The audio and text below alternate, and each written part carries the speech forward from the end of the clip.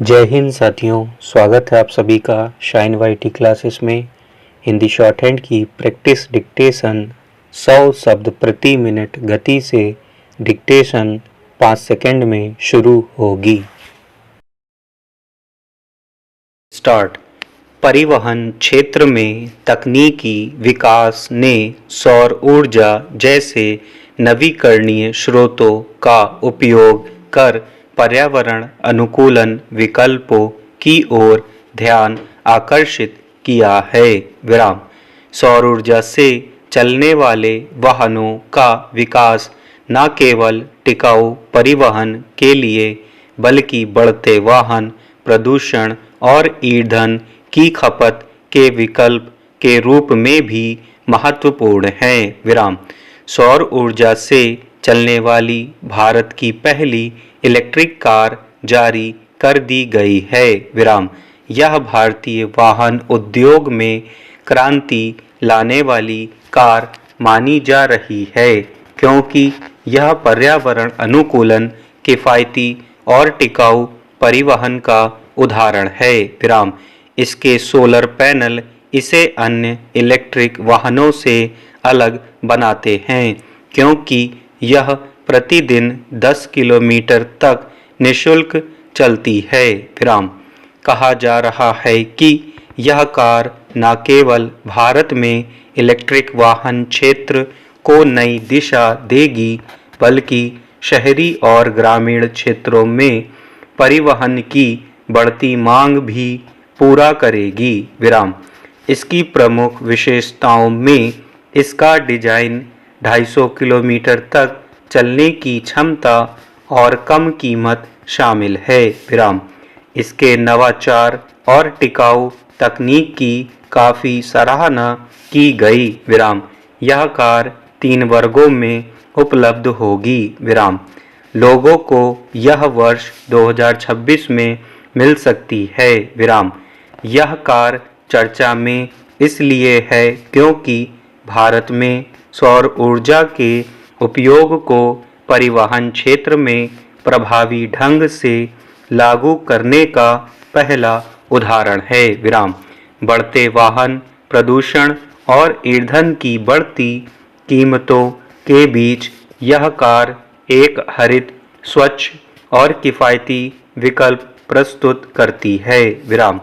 इसे सड़कों पर लाना सौर ऊर्जा और नवीकरणीय ऊर्जा आधारित परिवहन को बढ़ावा देने की दिशा में ऐतिहासिक कदम है। विराम। परिवहन क्षेत्र में यह भारत का हरित भविष्य है। विराम। वाहनों से होने वाला प्रदूषण भारत समेत पूरी दुनिया के लिए चिंता का विषय है। विराम। पेट्रोल और डीजल जैसे जीवाश्म ईंधन से चलने वाले वाहन कार्बन डाइऑक्साइड और अन्य हानिकारक गैसों का उत्सर्जन करते हैं जिससे वैश्विक ताप, वायु प्रदूषण और स्वास्थ्य समस्याएं बढ़ती हैं। विराम। भारत में शहरीकरण और औद्योगिकरण के कारण वाहनों की संख्या में तेजी से वृद्धि हुई है। विराम। वायु गुणवत्ता सूचकांक के गिरते स्तर और स्वास्थ्य पर पड़ते प्रतिकूल प्रभावों ने स्वच्छ, हरित और टिकाऊ परिवहन प्रणाली की आवश्यकता को पहले से कहीं अधिक प्रासंगिक बना दिया है। विराम। सौर ऊर्जा से चलने वाले वाहन जिनमें ऊर्जा के लिए सौर पैनल का उपयोग होता है इस समस्या का समाधान कर सकते हैं। विराम। सौर ऊर्जा एक अक्षय स्रोत है जो न केवल पर्यावरण के अनुकूल बल्कि दीर्घकालिक दृष्टि से किफ़ायती भी है। विराम। इस प्रकार के वाहन परिवहन में नवीकरणीय ऊर्जा के उपयोग को बढ़ावा देते और जीवाश्म ईंधन पर निर्भरता को कम करते हैं। विराम। सौर ऊर्जा वाहनों की अवधारणा 20वीं सदी में विकसित हुई। विराम।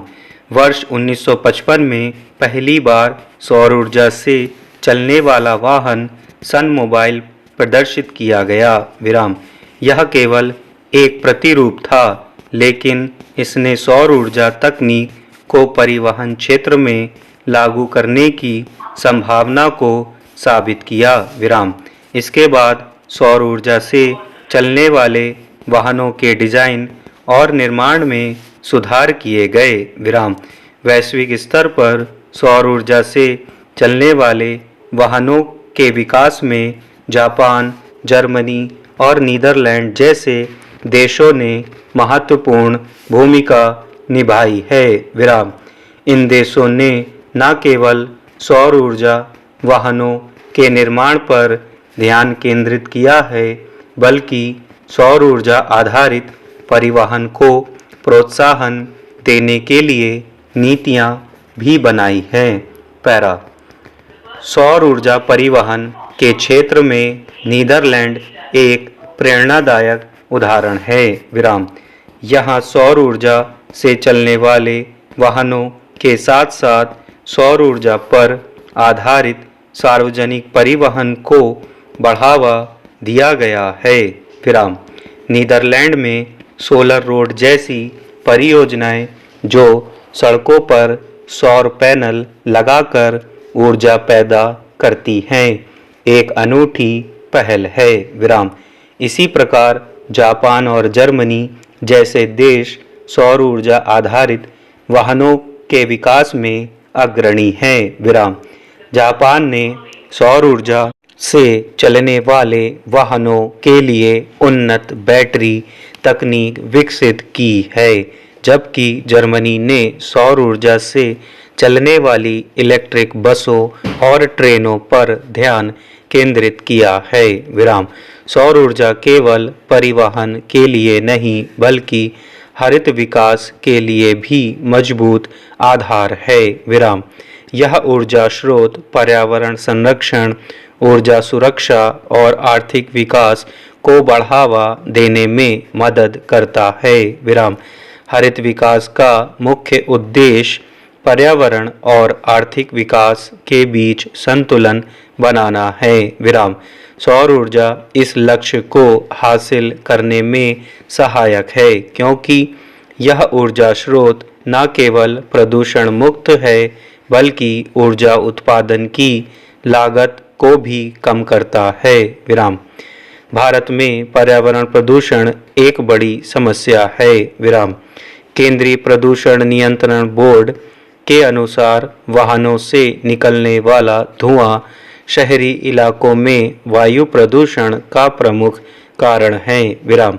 दिल्ली, मुंबई और बेंगलुरु जैसे महानगरों में बढ़ता वाहन प्रदूषण स्वास्थ्य समस्याओं का कारण बन रहा है। विराम।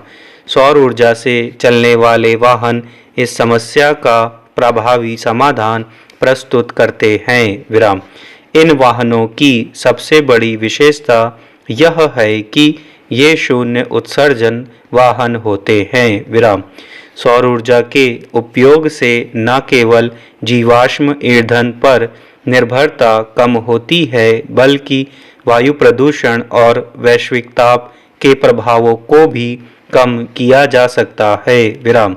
सौर ऊर्जा वाहनों के विकास में सबसे बड़ी बाधा इन वाहनों की उच्च प्रारंभिक लागत है। विराम।